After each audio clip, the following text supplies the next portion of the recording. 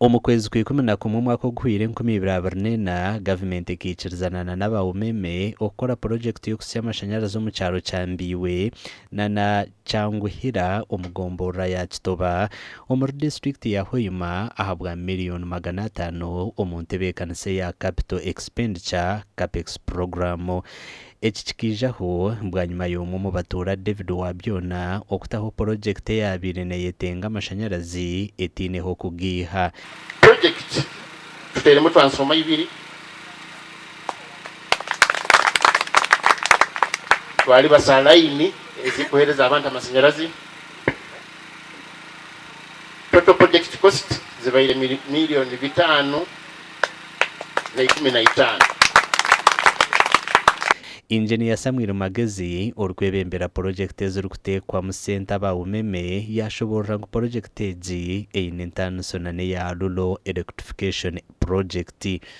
Much as a electrification, but electrification yenyini habwaki esente bumeme nizeteiremu kandi bumeme mukura ngo bekuba nesibura government is supposed to sente zeki zituteiremu nubo tugambe mukwate kintu ati nizo zine sente izegenda kuba nesasura because obwire buno bakwede nibaziteka mu tarifu nduzi collectinga mu biruzi beta to obwire buhoireyo ati nkenu hospitals ezinkozere ne projects zindi muno.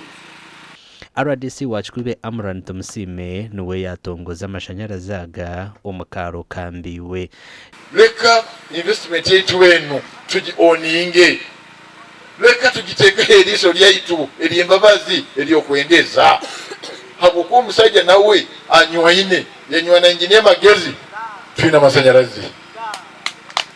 Julius Byarhanga chairman w'ekyaro kya Kyanguhira n'abatuura basimire gavumenti ahabwa kubashakira. Business nyingi zirimu nezigenda korwamu kandi nisima abebembezi nkunihira n'abantu ababeire bayina obuduuka nibakyumika ekando hati bayija kutahya amashanyarazi ganu kandi basobole kututeeramu oifuriji tusobole kuba ntunywa akasoda kakufuka n'amaizi gakufuka n'abanywa akabiya nabo bayija kuba nibasobola kunywa akabiya kakufuka. Omeme ekwandinga over omwezi ogwa kasatu guno. Ekitongole kya umeme kisigizeyo kwezi ku muhandagano yakyo oyo kugaruka mu Uganda okuhwayo amakuru agagasha kwa Ambrose n'uwagaba Katoto.